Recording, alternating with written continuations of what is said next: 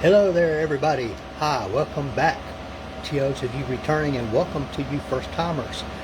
This is Mike from Mike's Magic Resto Detailing and Paint Enhancement / Correction here in, for the moment, a sunny day in Sharpsburg, Georgia. Had some storms last night. I lost power for a couple hours. It seems like I lose power at the drop of a hat. I'm a plaid. For those of you who have been here before, you know what this scene means. My car, Sally, has been relegated to the out of doors again. Did a bunch of work on her the other day, and here is our current project, which was dropped off earlier today. It's an '09 Corvette C something or other. I forget all that stuff. It's called Cyber Gray, which from the articles that myself and the owner looked up is kind of an unusual color. I've got my shop lights going, all of them, so I can see what I'm doing in here. Got the air conditioning going, fans, all of that stuff, folks. Boy, oh boy, oh boy. Yeah, but all I'm going to be doing on this car so far is the hood and the roof, and we'll get into that. Hey, Mr. Collins, and it has some particular problems in those two areas that this fella is concerned about primarily. And this car, to me, has been relatively well cared for over its lifespan.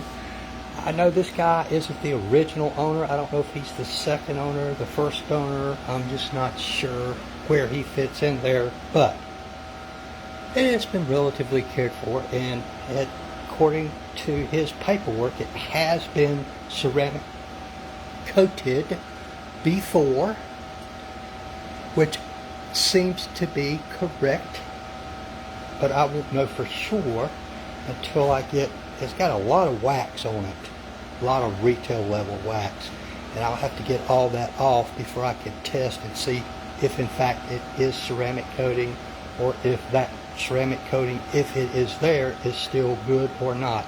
I suspect that it is. However, this car has not some rare problems, but they're a little bit unusual wrecks, and I don't run across them often. Although I do seem to be getting a lot of Corvettes here lately, don't I, Mr. Collins? And you know what's funny about that? None of these Corvette people know each other. Isn't that something? It's just, I don't know. Well, we're going to be taking a quick look at some of this stuff. Let me grab my inspection light here, Mr. Collins. But his area I'm concerned, I'll show you that first, is that this car had one of those, at some time, one of those leather / vinyl bras on it. And I don't know if it was a daily driver then, what the situation was, but if you look right there, Mr. Rex, you see that line? What those are scratches, sir. I don't know if I can get in there where you can really see that all that well or not, if I catch the light just right, but trust me, and there's some pretty deep scratches there. I don't know if y'all can see that. Yeah, see that, Mr. Rex? Some of that is pretty darn deep right there. And it gets lighter as it moves on over that way. I'm not sure why. And then right here in this character curve, I call it, maybe you can see that. There's some there that's pretty deep right there. And on down here where I've marked it with my tape, you can see some scratching there. I believe that's also from the car bra. I do not recommend those, although they do their job, but if you're not super duper careful or buy a really high quality one, you end up with these kinds of problems. And you can see maybe you can, I don't know. The marring that's in the paint up to this line is much worse than it is when you get what I call north of the line. And you can see the marring up there though, which is typical. Most of that, Rex, is from improper washing methods. And that marring over time will cause your clear coat to oxidize. And the more scratches it gets, you lose shine and gloss. Now he's got some pretty good shine and gloss on it now, mostly because Lord knows how many coats of wax is on this thing, which has helped to some degree. But I don't know if you can see that scratch right there, Rex. Not sure what that's from, but it's relatively deep. There are, see if I can pick them up, a number of water spot etchings. You can see some scratches there. Some of those are relatively deep. Here. Come over here. I've got some of the water etchings marked over on this side, Rex. And if you watched any of the recent videos I did on my car, when I went about removing the watermarks and the etching, I'm going to pretty much have to go through the same thing here. I don't know, can y'all pick up that water spot right there, Rex? And another one there. They're pretty much like that all throughout this entire vehicle. So, and I just want to show you, if I can pick it up, the micro marring that's on the fenders here. Can you see all that? Yeah, I think you can see that.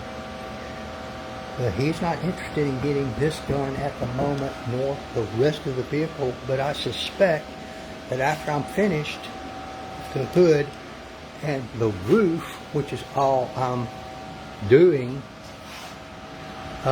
he may decide to have the rest of the vehicle done when he sees how well this is going to turn out. And this is a spot here on the roof that he is concerned about. I think y'all can pick that up. I'm not sure what that is, Rex, because I cannot even feel of it at all. You know, it may be under the coating, or it may be under the clear coat. It may be just a factory paint defect that cannot be removed. I just don't know yet. I've got to get all this stripped and get down to the virgin clear coat before I can really diagnose that problem. And it's got the typical scratching in it, although it is not as bad up here as it is down there and on the trunk and the sides and the rest of the vehicle. And I suspect because when people are washing the hood, they aren't able to put pressure on it like they will there. So they're doing it closer to correct when they're up here most of the time. Now, in cars like this, people do tend to take care of the entire vehicle.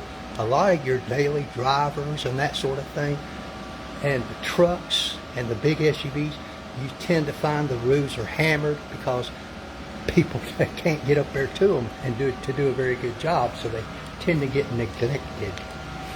But I don't know if you can you see all that scratching there, Mr. Rex? A lot of it. Now, I would say 95% or better of that is all going to go away, and we'll be able to blend all this. Now, one question he had for me, Rex, he said, well, can't you just do this part and leave that part alone?